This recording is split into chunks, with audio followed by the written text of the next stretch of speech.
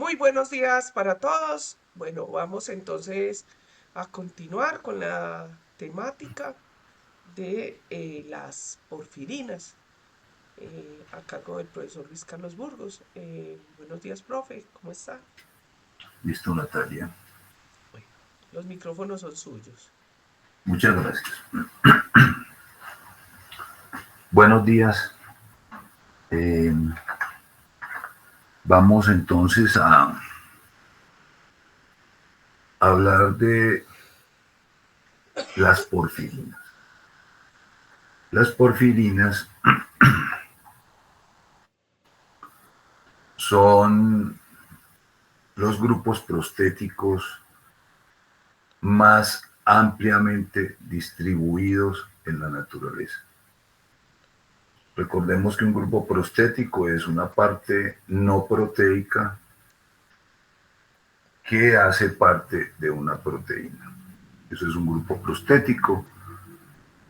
La mayoría de las veces el grupo prostético está unido covalentemente con la proteína, como es el caso de las porfirinas, están unidos covalentemente con su respectiva proteína y están ampliamente distribuidas porque presentan una gran versatilidad funcional. Eso es lo que vamos a enfatizar. ¿Por qué estos compuestos presentan tanta versatilidad funcional?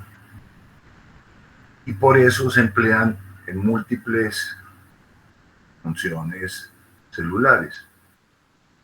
Lo más característico es transporte de oxígeno o activación del oxígeno. También participan en transporte de electrones, tienen la capacidad de recibir y donar electrones con relativa facilidad. Entonces, en muchas de las reacciones de óxido-reducción que suceden en la célula, se necesitan porfirinas. Por eso son ampliamente distribuidas. Por eso están ampliamente distribuidas. Desde el punto de vista químico, las porfirinas son macrociclos constituidos por unas estructuras cíclicas que se llaman pirroles.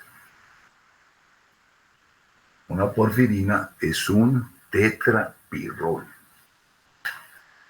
Esta estructura,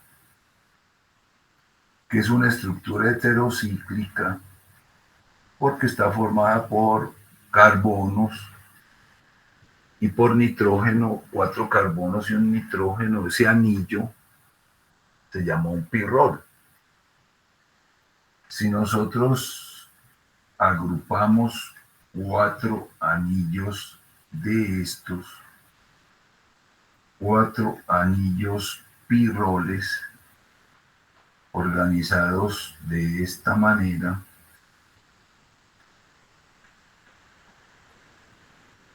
y unidos a través de estos puentes,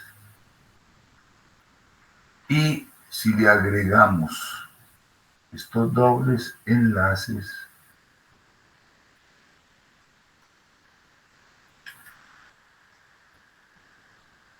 esta estructura es un anillo tetrapirrólico. Tetrapirrólico. La característica más interesante de estas estructuras, bueno, tiene varias características interesantes. Una de las características más llamativas es que en el centro del anillo, en el centro del anillo, se puede ubicar un metal a través de 4 enlaces de coordinación con los respectivos nitrógenos. Como varios metales se pueden incluir ahí, por ejemplo, puede incluir un hierro, en ese caso hablaríamos del grupo hemo, podemos incluir un magnesio, y en ese caso hablaríamos de las diferentes clases de clorofilas. Podemos incluir un cobalto y hablaríamos de la vitamina B12, etcétera. En, en los microorganismos encontramos otras variedades con otros metales que se pueden unir en el centro. El metal que se una al centro del anillo modifica las propiedades del anillo. Por eso existe tanta versatilidad, porque como se pueden acomodar varios metales diferentes, las propiedades funcionales varían. Entonces, esa es una primera característica estructural de estos compuestos. La otra cosa que llama la atención es la disposición de los dobles enlaces. Si ustedes miran la molécula, tiene una disposición de doble, sencillo, doble, sencillo, doble, sencillo, etc. Cuando nosotros tenemos una disposición doble, sencillo, en compuestos orgánicos, compuestos del carbono, eso se llama disposición conjugada. O también se llama un sistema pi extendido. Una porfirina es un sistema pi extendido. ¿Qué quiere decir eso? Que cuando nosotros tenemos un enlace doble carbono-carbono, cuando tenemos un enlace doble carbono-carbono, es porque el átomo de carbono ha sufrido una modificación interna antes de la reacción que se llama hibridación sp2. Recordemos brevemente que el átomo de carbono tiene 4 orbitales de valencia. En la capa más externa tiene 4 orbitales.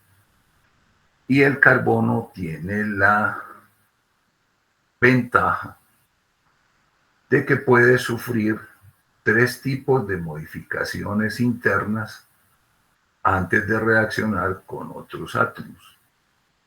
Recordemos que se puede presentar hibridación sp3 cuando un carbono está unido a través de hibridación sp3, los 4 enlaces son enlaces sigma, o sea, son enlaces simples. Cuando tenemos una hibridación sp2, que es el caso que nos ocupa, entonces se establecen 3 enlaces covalentes a través de interacción de enlaces sigma y aparece un enlace pi. Pero también podemos tener hibridación sp, que es la que responde por un enlace triple carbono-carbono. Aquí voy a hablar de la hibridación sp2, porque es importante puntualizar ese comportamiento del átomo de carbono. Porque cuando un carbono tiene hibridación sp2, eso quiere decir que de los 4 orbitales periféricos de valencia, 3 orbitales se hacen exactamente iguales en términos energéticos. Y esos 3 orbitales se llaman orbitales sp2 porque se constituyen con un orbital s y 2 orbitales p.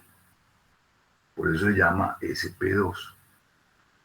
Cuando hay una hibridación sp2, esos 3 orbitales de valencia tienen la misma energía y por eso se organizan en el espacio formando ángulos de 120 grados. Estos 3 orbitales sp2 se organizan de esta manera, formando una figura geométrica con ángulos de 120 grados. Entonces, estos tres orbitales sp2 permiten establecer enlaces simples, enlaces sigma. Pues por aquí se pueden unir, por ejemplo, con otro carbono, por aquí se pueden unir con otro carbono y por aquí se pueden unir con un hidrógeno.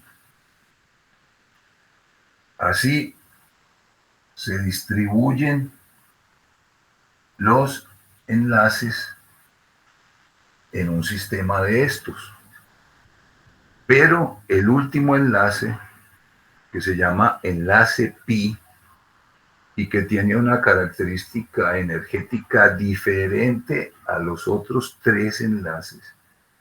El enlace pi, si lo pudiéramos representar, lo que pasa es que esto es de 2 dimensiones y el asunto se presenta es en forma tridimensional, pero si lo pudiéramos representar, el enlace pi estaría de esta manera, perpendicular al plano en el cual están los orbitales sp2. Perpendicular. ¿Cuál es la característica del enlace pi? El enlace pi tiene esta forma. Tiene dos lóbulos. Dos lóbulos. Tiene dos lóbulos. El enlace pi. O sea, los electrones que están metidos en este el enlace pi, no, perdón, el orbital pi. El orbital pi tiene esta forma. Los electrones que están ahí en ese orbital ocupan básicamente esta forma espacial. Entonces, cuando nosotros tenemos una disposición conjugada como esta, entonces, en cada átomo de carbono se va a presentar la hibridación sp2 que permite establecer, digamos, toda la estructura del anillo. Toda la estructura del anillo está sostenida por enlaces tipo sigma, carbono-carbono o hidrógeno, pues, porque aquí en cada uno de estos extremos pintamos, tenemos un hidrógeno aunque no lo pintemos. Y lo realmente interesante es que los enlaces pi están aquí, perpendiculares al plano del macrociclo. Y hay un lóbulo por acá y hay un lóbulo por detrás. Este lóbulo estaría por delante y este lóbulo estaría por detrás. Entonces, si aquí tuviéramos el plano del anillo de porfirinas, en cada carbono vamos a tener esto. Vamos a tener esto en cada carbono. O sea, enlaces pi que son perpendiculares al plano del anillo y que se presentan en cada uno de los carbonos. Esos orbitales pi pueden interaccionar de esta manera. O sea, se forma, como están en forma paralela, entonces esos orbitales pi interactúan entre sí. Entonces aquí tenemos, por ejemplo, estos dos orbitales pi y pueden interactuar entre sí de esta manera. ¿Eso qué quiere decir?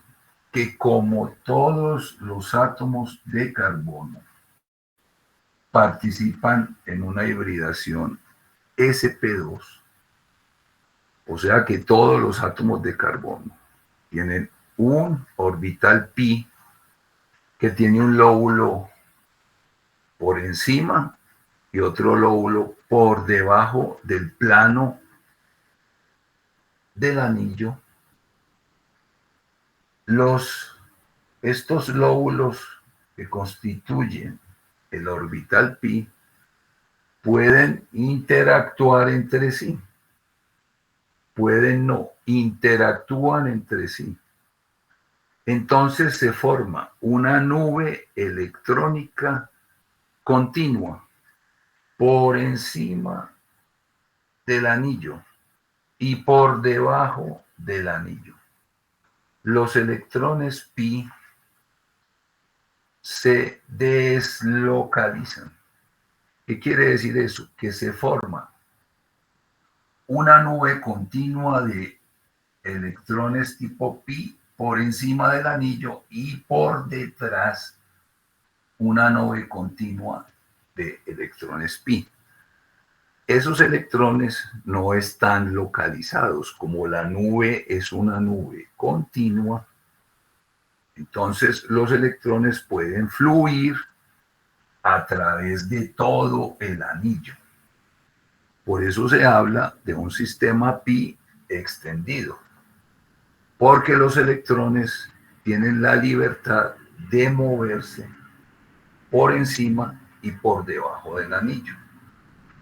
En el centro estarían pues los enlaces tipo sigma, que son los que mantienen el esqueleto pues o la estructura del anillo. Pero lo interesante son los electrones que circulan por esa nube continua de orbitales pi.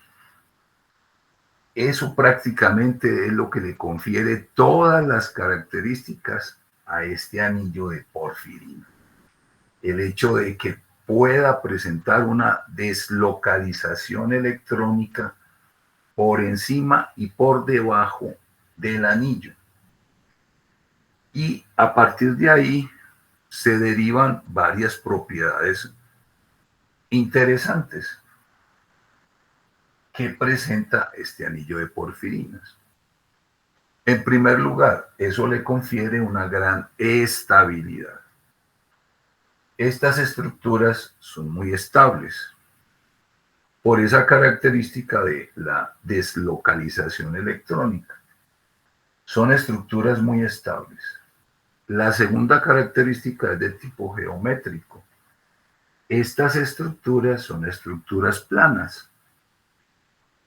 Las porfirinas, este macrociclo de porfirinas es una estructura plana. ¿Por qué es importante esa geometría? Porque como estas estructuras van a ser parte de proteínas, entonces el hecho de que tengan poco volumen es muy importante porque las proteínas que interactúan con estos grupos prostéticos generalmente tienen sobre la superficie proteica unas hendiduras hidrofóbicas y generalmente estos anillos de porfirinas están metidos en el fondo de hendiduras hidrofóbicas que se estructuran en la superficie de la proteína. Entonces se meten allá y eso es posible porque ofrecen una estructura prácticamente plana. Entonces las porfirinas se meten al fondo de ciertas hendiduras, ciertos bolsillos hidrofóbicos que ofrece la proteína. Entonces, la parte geométrica también tiene implicaciones importantes. La otra característica que se deriva de esa nube electrónica continua por encima y por debajo del anillo es que estas estructuras pueden captar radiación electromagnética de diferente longitud de onda. captan radiación electromagnética. Por ejemplo, muchas de estas estructuras captan radiación electromagnética en el rango visible. ¿Qué quiere decir eso? Que tienen color. Estas estructuras son las que ponen el color en la naturaleza, pues la mayor parte del color proviene de estas estructuras. Por esa característica, porque absorben radiación electromagnética. Cuando absorben radiación electromagnética en el rango visible, entonces producen color. Por ejemplo, el grupo hemo, que lo vamos a encontrar en la hemoglobina, en la mioglobina, tiene un color rojo, por lo que acabo de decir.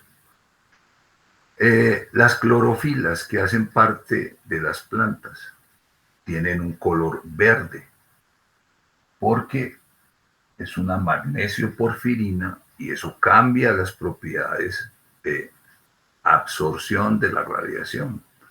Entonces nosotros vemos el verde porque estas sustancias absorben todo el resto del espectro y proyectan el verde, entonces nosotros vemos el verde. Lo mismo el rojo, absorben todo el resto del espectro visible y proyectan el rojo y nosotros vemos rojo.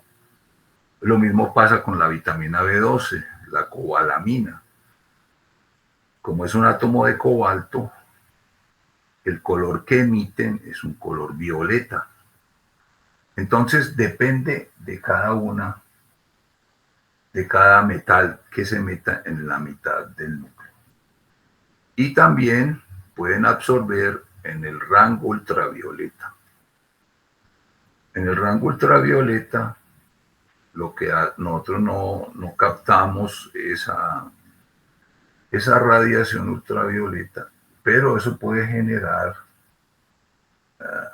calor, puede generar calor, y eso explica algunas de las manifestaciones de estas sustancias cuando se acumulan en la piel, por ejemplo. Pueden absorber radiación electromagnética en el rango ultravioleta. Entonces, estas estructuras tienen todas esas características que se derivan de la disposición conjugada de los dobles enlaces que permite establecer un sistema pi extendido, como es el caso pues de las porfirinas.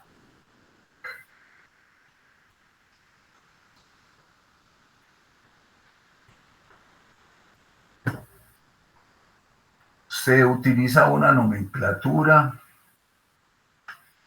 para describir estas estructuras, pues que es la nomenclatura más común. Este es el anillo A, este es el anillo B, este es el anillo C y este es el anillo D. Cada uno de estos anillos aquí tiene un hidrógeno, cada uno de los anillos. Y esos anillos, esos hidrógenos, se pueden reemplazar por radicales.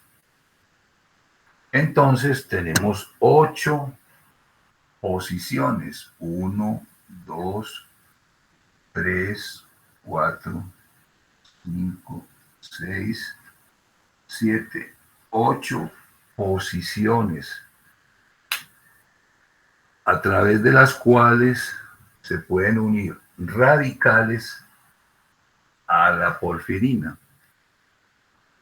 Siempre, prácticamente siempre, estas 8 posiciones están ocupadas por radicales. Y tenemos estos puentes, que se llaman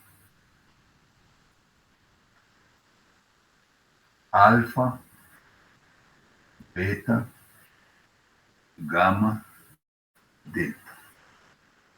Observen esos puentes. En esos puentes el carbono tiene esta forma. porque está unido con un hidrógeno, pero tiene esta forma. Estos puentes que presentan esta característica se llaman puentes meteno o metenilo. En un puente de estos, el carbono está unido a través de un enlace doble con otro carbono y a través de un enlace simple con otro carbono. Y la cuarta valencia pues está ocupada por un hidrógeno. Esos 4 puentes son los que permiten que la estructura completa sea un sistema pi extendido. Pero se puede presentar la siguiente modificación, que estos puentes no sean metenilo, sino que sean metileno. Estos son puentes metileno.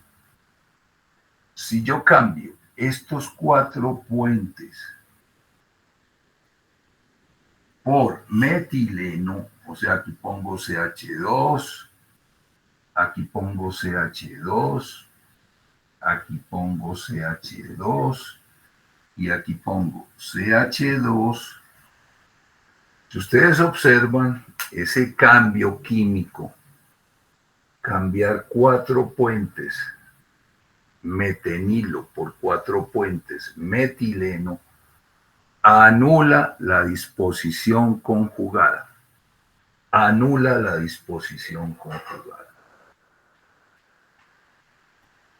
Esas estructuras que no tienen disposición conjugada, que por lo tanto son incoloras, porque se pierde la disposición conjugada, esas estructuras no se llaman porfirinas, se llaman porfirinógenos. Porfirinógenos quiere decir precursores de porfirinas.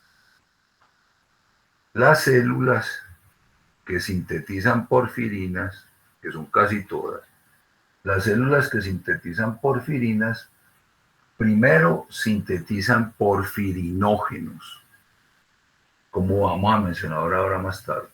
Sintetizan porfirinógenos y posteriormente esos porfirinógenos sufren una oxidación en estos 4 puentes y se cambian por los puentes metenilo. Cuando se cambian por los puentes metenilo, entonces aparece la disposición conjugada y ya no hablamos de porfirinógenos, sino que hablamos de porfirinas. Esa modificación de esos 4 puentes se puede hacer, se hace pues normalmente a través de una enzima mitocondrial, una oxidasa, es la que se encarga de cambiar esos puentes de metileno por puentes de metenilo, y eso se hace en las últimas etapas durante la síntesis de proteínas. O sea que primero se fabrican porfirinógenos y después se transforman en porfirinas cuando estos 4 puentes sufren una oxidación.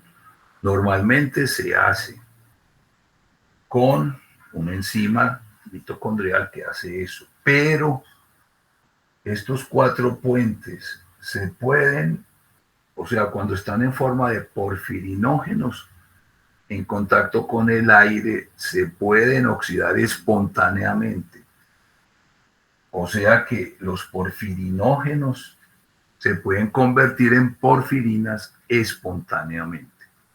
Normalmente eso lo hace pues durante la síntesis normal, eso lo hace una enzima, pero eventualmente si se acumulan porfirinógenos, como es el caso de algunas porfirias que acumulan porfirinógenos, esos porfirinógenos se pueden convertir en las respectivas porfirinas y por eso es que en muchas de esas porfirias pueden aparecer porfirinas.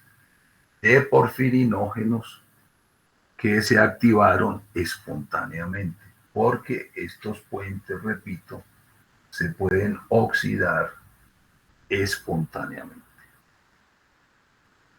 Entonces, para que se llame porfirina, tienen que tener 4 puentes de metenilo para establecer el sistema continuo de dobles enlaces en disposición conjugada.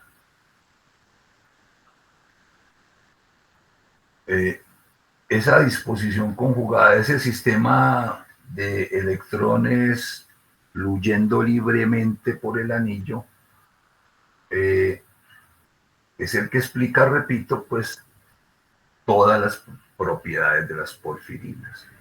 Ahora, el nombre. Se sigue una nomenclatura que propuso Emil Fischer, pues que es como el papá de la bioquímica. Ese señor contribuyó con muchos aspectos de la bioquímica. Prácticamente es como el papá de la bioquímica. Dependiendo de los radicales sustituyentes que ocupen estas 8 posiciones, vamos a tener el nombre de la porfirina. Observen que tenemos 8 posiciones. Si yo tengo 2 radicales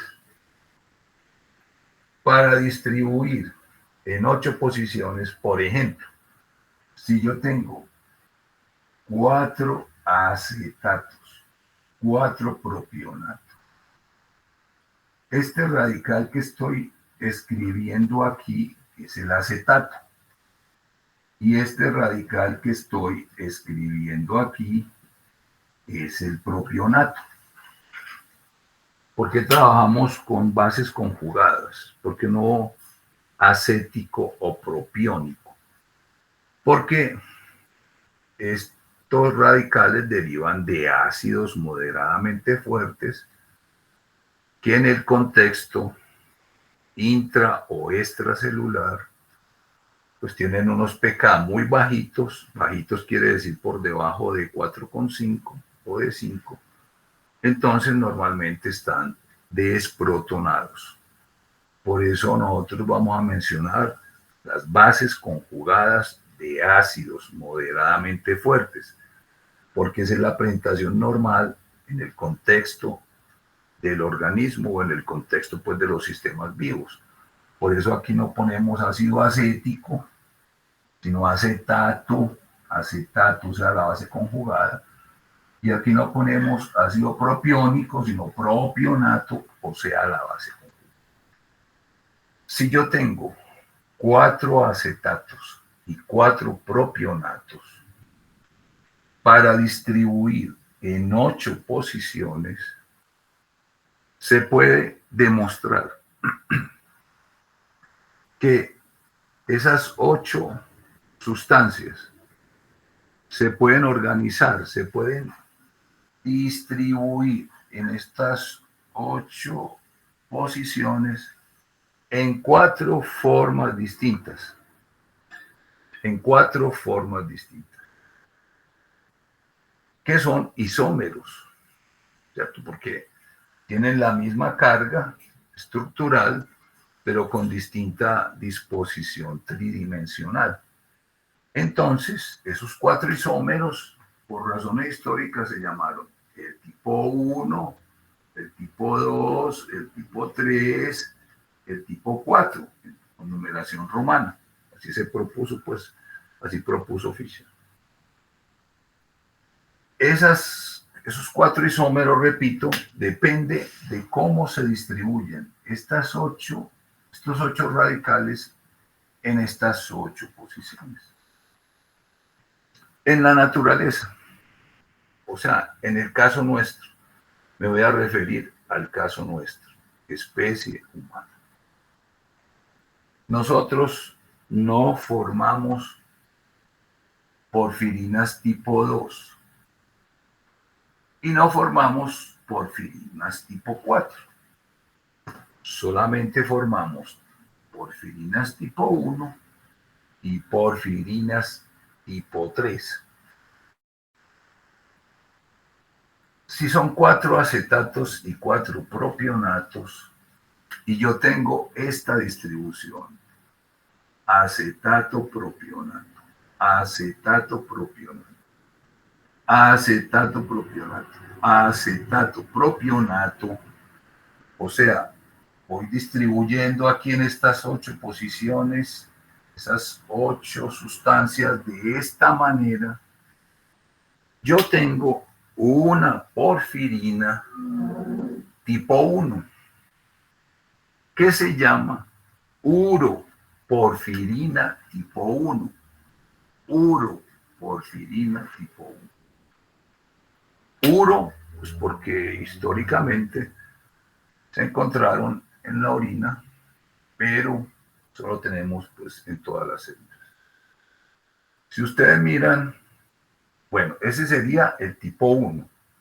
El tipo 1 no es funcional, pero sí aparece normalmente en pequeñas cantidades y en algunos casos de porfiria aparece en grandes cantidades tipo 1.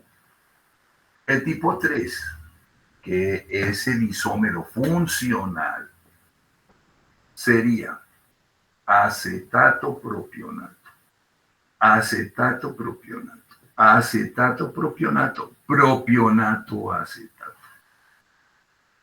Observen que la única diferencia se presenta en el pirrol que llamamos D mayúscula.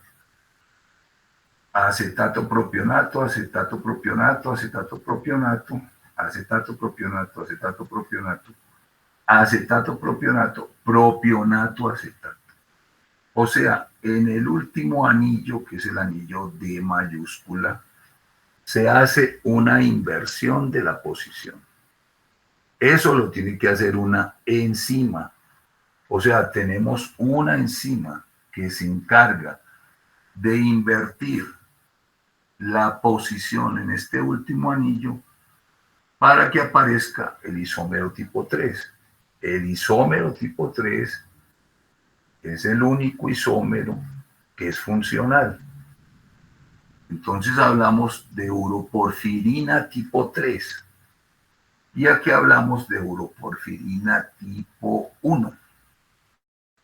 Como los 4 acetatos y los 4 propionatos tienen este grupo que se llama carboxilato. Este grupo COO- se llama carboxilato y tiene carga negativa. O sea que las uroporfirinas tienen 8 cargas negativas porque tienen 8 carboxilatos. Las uroporfirinas tienen 8 carboxilatos. Esos 8 carboxilatos aportan 8 cargas negativas. Por eso esas porfirinas son muy solubles en agua. Y por eso cuando se eliminan es por la orina, porque son solubles en agua. Y se caracterizan porque son octacarboxilatos, o sea, 8 carboxilatos. Y eso, ya tenemos una primera familia que se llama uroporfirina. Si tenemos puentes metilenos, sería uroporfirinógeno. Recuerden lo que vimos ahorita. O si son puentes ya metenilo, hablamos de uroporfirina. Pero se puede hacer la siguiente modificación. Una enzima que tenemos puede hacer una descarboxilación de los acetatos. O sea, los 4 acetatos pueden perder este carboxilato y transformarse en CH3, o sea, en grupo metilo. Eso lo hace una descarboxilasa. En las condiciones normales, eso lo hace una descarboxilasa. Descarboxila los 4 acetatos. Entonces ya no tenemos AP, AP, AP, sino que tenemos MP, MP, MP, MP y una porfirina. De estas, con 4 metilos y 4 propionatos, se llama coproporfirina. En una coproporfirina, los 4 acetatos sufrieron una descarboxilación enzimática, se transformaron en metilos y por eso, si fuera el isómero tipo 1 sería MP, MP, MP, MP. Pero si fuera la coproporfirina tipo 3 o el coproporfirinógeno tipo 3 sería MP, MP, MP, PM, MP, MP, MP, PM. Este sería el coproporfirinógeno o la coproporfirina tipo 3, que es la única funcional. Y como se perdieron 4 cargas negativas, el coproporfirinógeno tiene una solubilidad intermedia. Como tiene todavía 4 cargas negativas, se puede eliminar una parte por orina o se puede eliminar a través de la bilis, porque todavía conserva 4 cargas negativas. O sea que es un tetracarboxilato. Ya llevamos 2 familias, uro y copro. Pero ahí no termina el asunto. Resulta que en la célula se hace otra modificación adicional a 2 propionatos. Aquí tenemos todavía 4 propionatos, MP, MP, MP, PM, 4 propionatos. Pero en la célula, 2 propionatos sufren una descarboxilación y una oxidación. De estos 4 propionatos, de estos 4, 2 propionatos siguen intactos. Pero hay 2 propionatos que se descarboxilan y se oxidan y se convierten en este radical.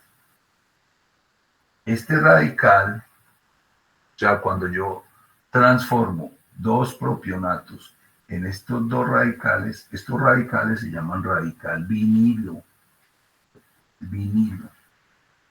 que tiene esta forma, CH doble enlace CH2. Entonces, cuando 2 propionatos de estos 4 se convierten en vinilo, el número de isómeros posibles se incrementa, porque ya tenemos 3 sustancias para repartir en 8 posiciones. Se puede demostrar que con esas 3 sustancias se pueden armar 15 isómeros posibles. Pero de esos 15 isómeros posibles, solamente el que corresponde al número 9 de la nomenclatura de Fischer es el único viable funcionalmente. Cuando se hace esa modificación, o sea, se mantienen los metilos, pero 2 propionatos se cambian por vinilos, esa familia ya se llama protoporfirina o protoporfirinógeno. Protoporfirina. Y repito, se pueden armar hasta 15 protoporfirinas diferentes, dependiendo de cómo se distribuyan esos 3 radicales. La única que funciona es la protoporfirina tipo 9, en la nomenclatura pues de Fischer, que es la que se usa, que tiene esta secuencia. MB, aquí se las voy a poner mejor. MB, MB, MP, PM.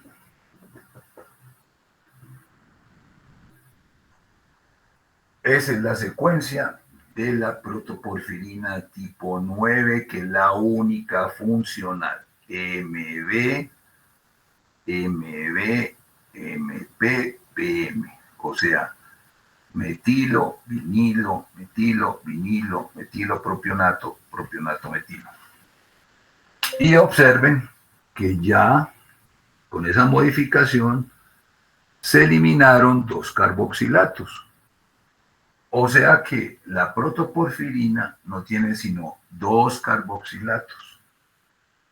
El resto de la molécula es hidrofóbico, o sea, no polar. Eso quiere